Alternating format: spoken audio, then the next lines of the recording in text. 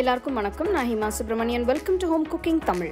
பசங்க வீட்டில் இருக்கும்போது ஏதாவது டிஃபன் ஸ்நாக்ஸ்னு வித்தியாசமாக ஏதாவது கேட்டுகிட்டே இருப்பாங்க. ஸோ இன்றைக்கி நம்ம 2 வித்தியாசமான டிஃபன் ரெசிபீஸ் தான் பார்க்க போகிறோம்.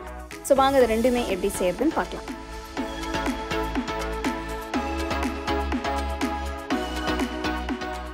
வாழைப்பழ தோசை பண்ணுறதுக்கு இன்றைக்கி நான் 3 மீடியம் சைஸ் வாழைப்பழம் எடுத்திருக்கேன். நல்ல பழமாக பார்த்து எடுத்துக்கோங்க. இப்போ இதை சின்ன சின்னதாக மெலிசாக கட் பண்ணிடுங்க.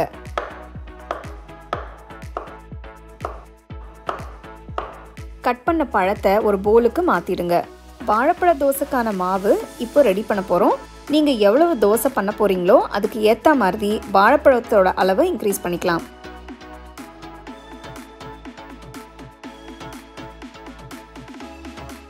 அடுத்து 1 கப் துருவின வெல்லம் போடுங்க. 1/2 கப் துருவின தேங்காய், அப்புறம் 1/2 டீஸ்பூன் ஏலக்காய் தூள், 1 டேபிள் ஸ்பூன் நறுக்கின முந்திரி பருப்பு, 1/2 டீஸ்பூன் பேக்கிங் பவுடர் போடுறேன். எல்லாம் சேர்த்து நல்லா மிக்ஸ் பண்ணுங்க.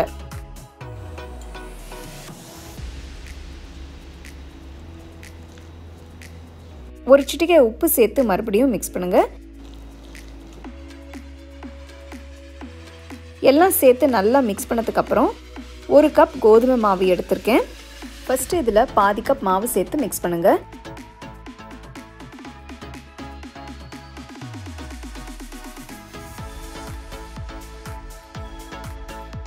மாவு கொஞ்சம் லூஸாக இருக்கணும். இதற்காக கொஞ்சம் பால் சேர்த்து மிக்ஸ் பண்ணுங்க. நான் 1/2 கப் பால் எடுத்திருக்கேன்.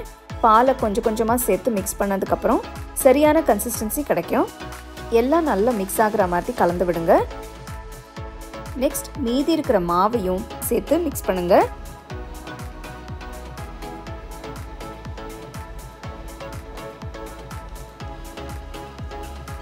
மீதி இருக்கிற பாலையும் சேர்த்து மிக்ஸ் பண்ணுங்க.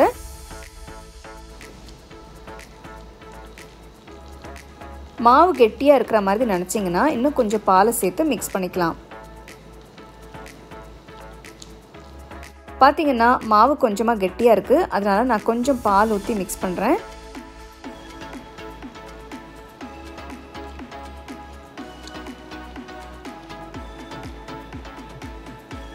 பாருங்க, மாவு இந்த கன்சிஸ்டன்சியில் இருக்கணும்.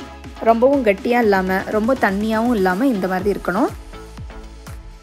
10 நிமிஷத்துக்கு இதை அப்படியே வச்சுருங்க. அடுத்து தோசைக்கல்லில் கொஞ்சம் நெய் தடவுங்க.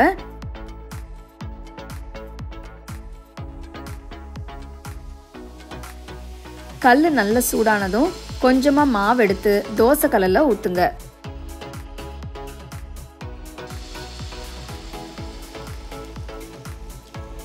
அடுத்த பக்கம் திருப்பி போடுறதுக்கு முன்னாடி மேலே கொஞ்சம் நெய் ஊற்றுங்க.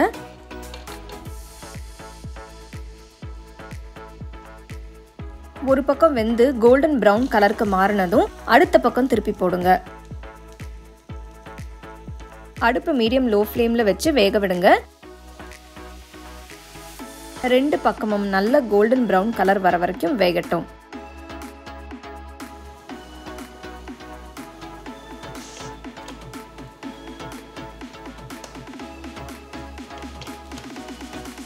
தோசை 2 பக்கமும் வெந்ததும் கல்லுல இருந்து எடுத்துட்டு இந்த சூப்பரான வாழைப்பழ தோசையை சூடாக சர்வ் பண்ணுங்க.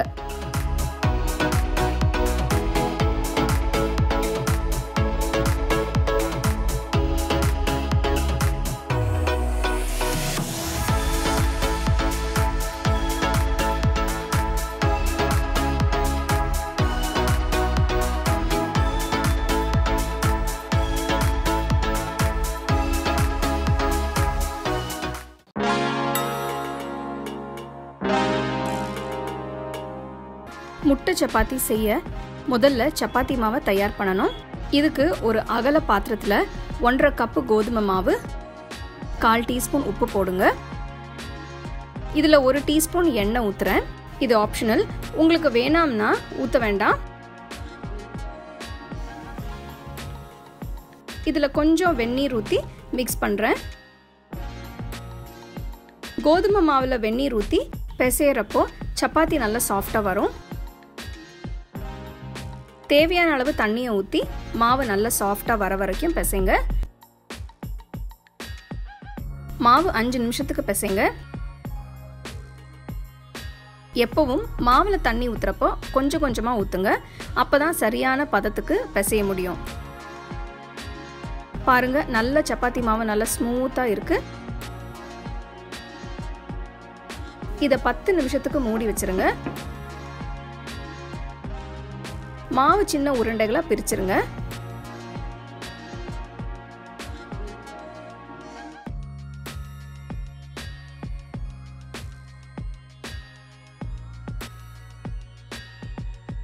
ஒரு உருண்டையை எடுத்து கொஞ்சம் மாவு தூவி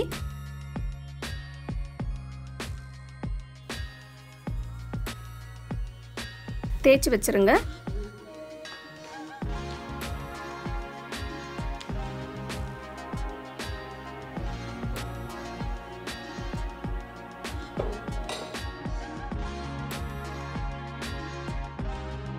நெக்ஸ்ட் முட்டை கலவையை செய்ய போறேன். நீங்க எத்தனை சப்பாத்தி செய்றீங்களோ அதுக்கு ஏத்த அளவு முட்டை எடுத்துக்கோங்க.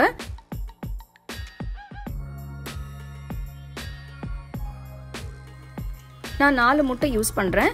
இதோட 1/4 டீஸ்பூன் உப்பு, நறுக்குன வெங்காயம் கொஞ்சம், பச்சை மிளகாய் நறுக்குனது, நறுக்குன பூண்டு, நறுக்குன இஞ்சி கொஞ்சம், கடைசியா கொஞ்சம் கொத்தமல்லி போடுங்க.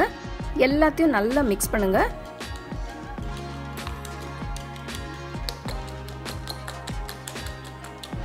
முட்டை கலவை ரெடி.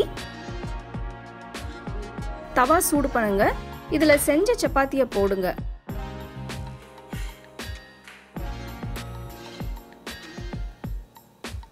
லைட்டா பிரவுன் ஸ்பாட்ஸ் வந்ததும் இதுல நெய் தடவி சுடுங்க.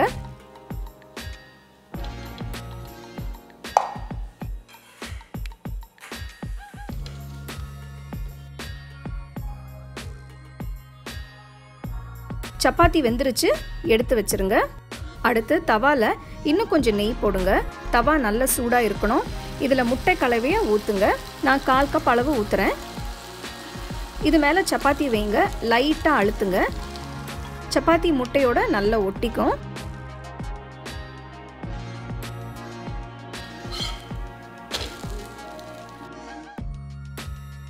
ஷேப் பத்தி கவலைப்படாதீங்க, எப்படியும் நம்ம சாப்பிட தான் போறோம். இந்த முட்டை சப்பாத்திக்கு சைட் டிஷ் எதுவும் தேவையில்லை, அப்படியே சாப்பிடலாம். ரொம்ப பிரமாதமா இருக்கும்.